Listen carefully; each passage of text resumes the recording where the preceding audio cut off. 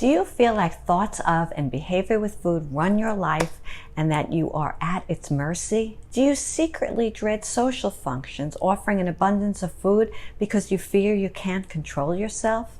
Do you wish that you could just have a healthier relationship with food and stop worrying about overeating, stop feeling the guilt and the shame when you break a self-imposed food rule? Well, you can, but the first step to having a healthy relationship with food is to figure out if you are in fact an emotional eater. In other words, does emotion drive your behavior with food?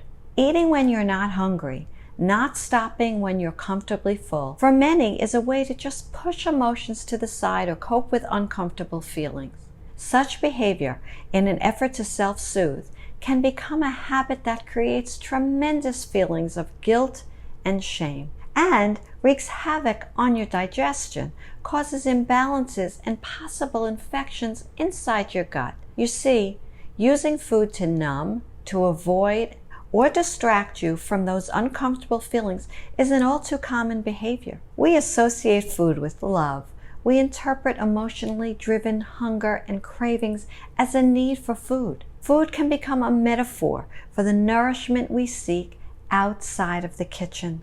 Excess weight often becomes a symptom of such behavior, and that has a hugely negative impact on your self-worth, your relationships, and even your productivity. But healing it is a little more complex than people think. So the first step in understanding if you are an emotional eater is to develop awareness. In other words, explore who you are as an eater, how you eat, why you eat, even when you eat.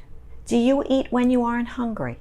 Do you eat past the point of being very full? Do you spend an abundance of time planning what you're going to eat next or planning perhaps what you're not going to eat? Do you feel guilty after you eat? Do you eat very quickly? Well, if you've answered yes to one or more of these questions, you may be using food to deal with emotions that you fear to be uncomfortable or even intolerable. Let me explain why. But before I do, I want you to understand this. There is no shame in feeling and sensing. Often, the way we've defined emotional eating brings a negative connotation of intense feelings like anger, sadness, stress, and frustration.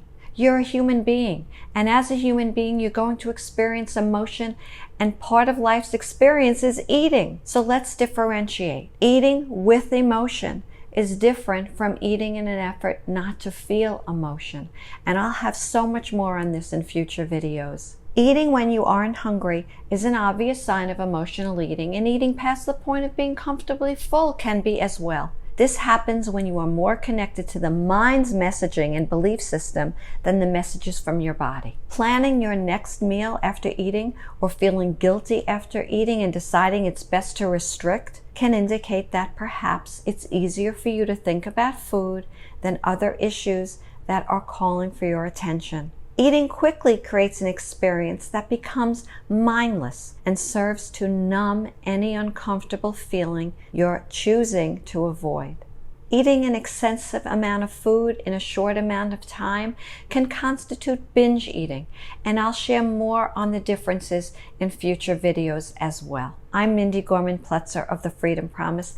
Thank you for watching.